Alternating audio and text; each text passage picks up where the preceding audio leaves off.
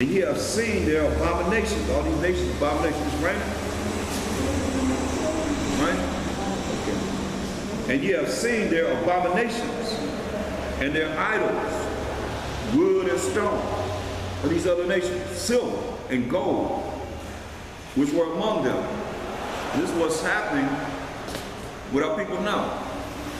They go into these different churches, different religions and so forth, and they follow the things that the nations allow them to set up, regardless of who's founded by us or not. It's still to the point where they don't know who they are. They still Gentiles. They still saying that they were grafted in, or they dealing with, like it says, following wood and stone.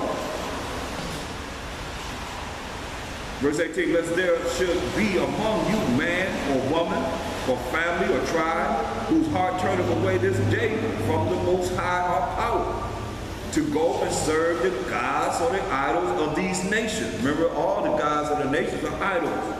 Lest there should be among you a root that bear gall and wormwood. And it cometh to pass when he heareth the words of this curse, that he bless himself in his heart, saying, I shall have peace, though I walk in the imagination of my heart, to add drunkenness to thirst. In his mind, he gonna think this. The Most High will not spare him. But then the anger of the Most High and his jealousy shall smoke against that man. And all the curses that are written in this book shall lie upon him. And the Most High shall blot out his name from under heaven. That's serious. For your name to be blotted out of the book of life, that means you'll be cast into the lake of fire. You're going to blot out his name from under heaven. And the Most High shall separate him unto evil out of all the tribes of Israel, according to all the curses of this covenant, of the covenant that are written in this book of the law. So that the generations to come of your children that shall rise up after you, and the strangers that shall come from a far land, stranger of Israel, shall say, when they see the plagues of that land, and the sicknesses which the Most High have laid upon it, and other strangers, and that the whole land thereof is brimstone and salt and burning, that it is not sown, nor buried, nor any grass groweth therein. That's where the land over there now looks. Like the overthrow of Sodom and Gomorrah. And Syria, which the Most High overthrew in his anger and in his wrath. Even all nations shall say, wherefore hath the Most High done thus unto this land? That's where the land look now. The real Israel, it looked barren. Not where they have all these things saying that this is where we were at. No. Our land is like, just like he's saying right here, it's barren. A lot of it just barren. Even all nations shall say, wherefore hath the Most High done us unto this land? Why have he done this to this land? What meaneth the heat of this great anger? Why did he get so angry to do this to this land? Then men shall say, because they have forsaken the covenant of the Most High of their fathers, of Abraham, Isaac, and Jacob, which he made with them when he brought them forth out of the land of Egypt. He broke the laws of the Most High. For they went and served other gods, other idols, and worshiped them, gods whom they knew not, and whom he had not given unto them. And the anger of the Most High was kindled against this land to bring upon it all the curses that are written in this book. That's why our land looks terrible. When you really look at the real Israel, it looks terrible. It's desolate. And the Most High rooted them out of their land in anger. Rooted us out of the land in anger. And in wrath. And in great indignation. And cast them into another land, as it is this day, as we are scattered among all these nations, especially here in America, in the Western Hemisphere.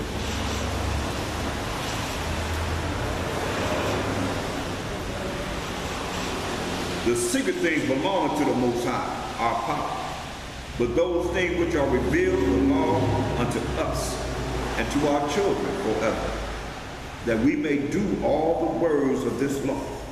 That's why you look at, he just rooted us out of it. He rooted us out of the land.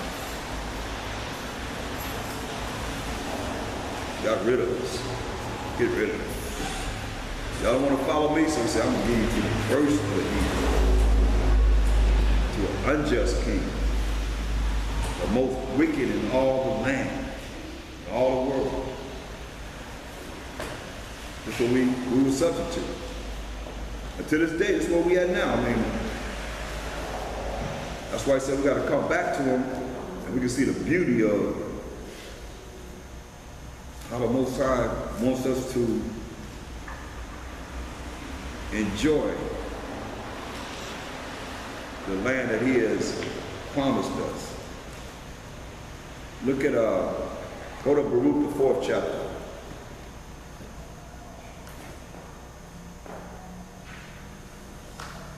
And we'll start at verse 6. Baruch, the 4th chapter and verse 6. Say, you were sold, thank God. Say, you were sold to the nations, not for your destruction. You were sold to the nations, not for your destruction, but because ye moved the Most High to wrath. And we just read. You were delivered unto the enemies. For ye provoked him that made you by sacrificing unto devils, and not to the Most High, that brought you up. And ye have grieved Jerusalem, and nursed that nursed you. But when Jerusalem, the land, saw the wrath of the Most High coming upon you, she said, hearken, listen, O ye that dwell about Zion, the Most High hath brought upon me great mourning. For I saw the captivity of my sons and daughters, which the everlasting brought upon them. The Most High did this to us. With joy did I nourish them, but sent them away with weeping and mourning. It's the land talking to us. Let no man rejoice over me, a widow, and forsaken of many, who for the sins of my children am left desolate, because they departed from the law of the Most High. That's why it's very important. They knew not his statutes, nor walked in the ways of his commandments. Don't you sound familiar? You're not under the law, you're the mercy and grace. They knew not his laws, his statutes, nor walked in the ways of his commandments, nor trod in the paths of discipline in his righteousness. Let them that dwell about Zion come, and remember ye the captivity of my sons and daughters, which the everlasting hath brought upon them. The Most High brought this upon us, but he told us he's going to do it to us if we didn't follow his laws, statutes, commandments. For he hath brought a nation upon them from far, a shameless nation, and of a strange language, who neither reverence old man nor pity child.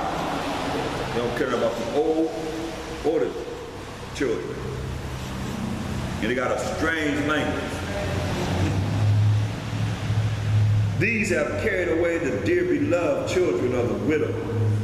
The land is considered itself a widow because it's lost us, and left her that was alone, desolate, without daughters. But what can I help you? How can I help you? For he that brought these plagues upon you will deliver you from the hands of your enemies. That's who will deliver us from the hands of our enemies, not no man. Tells us that in Deuteronomy 28:29. No man shall save you, but the Most High brought this upon us, and he's the one that's going to lift the hands of our enemies off of us. Go your way, O my children. Go your way. Zion left desolate. Even though somebody's in that land, he say the land says that it's desolate. They don't even consider them. I have put off the clothing of peace and put upon me the sackcloth of my prayer. You know, you put sackcloth when you're really in feeling, you know, humble and humility and a broken and contrite spirit. This is the land talking to us. See, I will cry unto the everlasting in my days, cry unto the Most High. Be of good cheer, O my children, cry unto the Most High, and he shall deliver you from the power and hand of the enemies. You got to cry to the Most High. The land said it's going to cry to the Most High. Then he tells us, cry to the Most High, and he's going to deliver us from the hand of our enemies. For my hope is in the everlasting, that he will save you, and joy is come upon me from the Holy One, because of the mercy which shall shall soon come unto you from the everlasting our Savior. For I sent you out with mourning and weeping. The Most High will give you to me again with joy and gladness forever. That's forever. That's why I say when you look at us going into the land, again, it's going to be forever.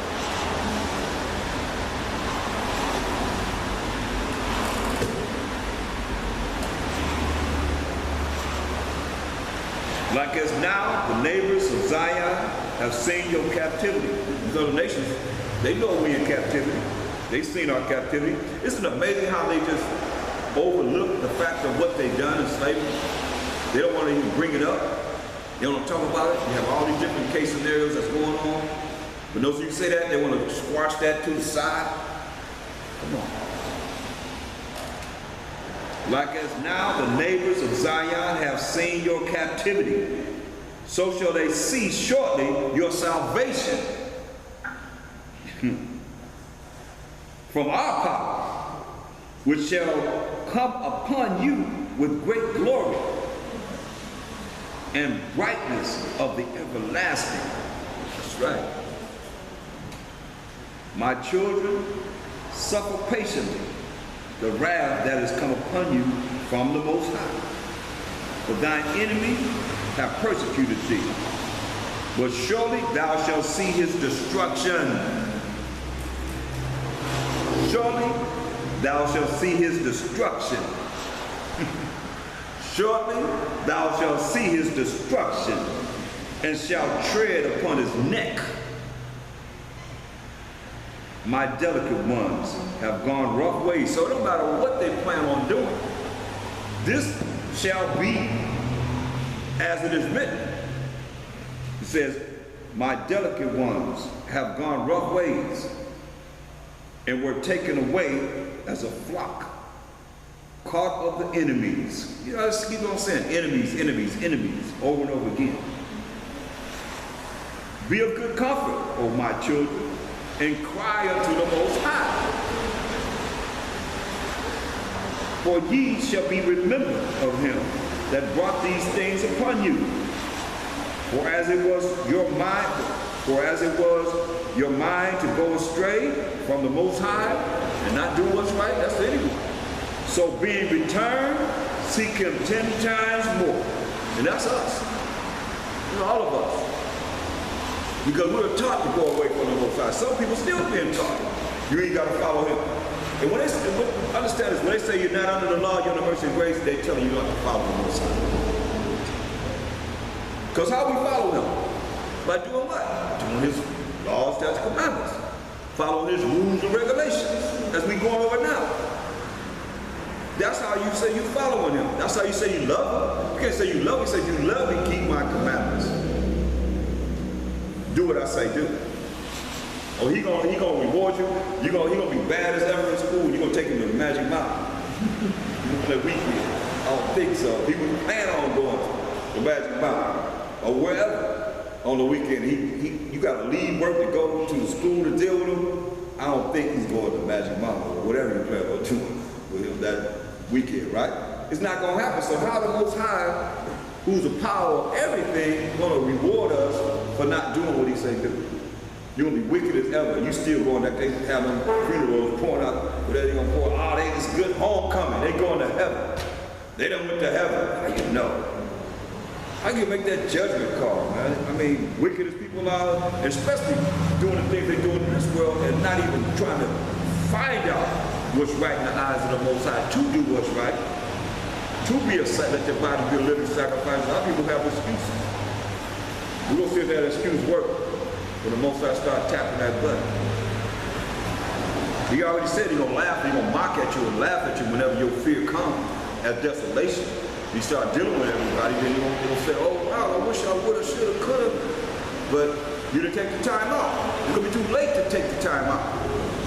When he visits you, it's too late. Now you gotta deal with that judgment. Because that's the judgment, the wrath of the Most High that's coming upon people. Verse 27 says, be of good comfort, O my children, and cry unto the Most High, giving you instructions. Cry unto the Most High, for ye shall be remembered of him that brought these things upon you.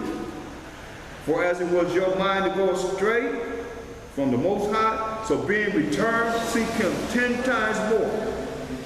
For he that hath brought these plagues upon you shall bring you everlasting joy again with your salvation. With our salvation. And that's power and authority on this earth. Take a good heart, O Jerusalem, for he that gave thee that name will comfort thee. Miserable are they that afflict thee, and rejoice at thy fall. Miserable. Miserable are the cities which thy children serve. Miserable is she that received thy sons. This place is miserable. Is decaying more and more and more. For as she rejoiced at thy ruin and was glad of thy fall, so shall she be grieved for her own desolation. See, the Most High gonna bring that desolation upon her. For I will take away the rejoicing of her great multitude, and her pride shall be turned into mourning. For fire shall come upon her from the everlasting. It's going to burn this baby up. Long to endure. And she shall be inhabited of devils for a great time.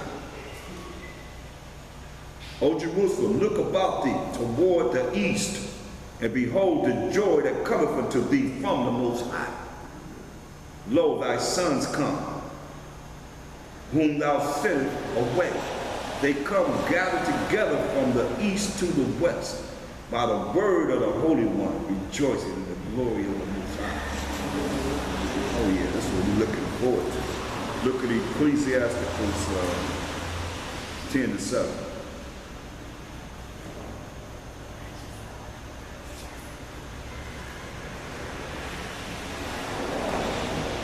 See, pride is hateful before the Most High and man. And by both does one commit iniquity. Because of unrighteous dealings, injuries, and riches got by deceit. Come on, that's how they got America and all these different lands, by deceit. The kingdom is translated from one people to another. Why is earth and ashes proud? There is not a more wicked thing than a covetous man. And I mean, they came to America, they just didn't desire this, the East Coast, they marched all the way across to the West Coast, the North, the South, the whole Western Hemisphere, took it all. For such an one set of his own soul to sell, because while he liveth, he casts away his bowels. I mean, come on. The Menendez brothers killed their family for that money.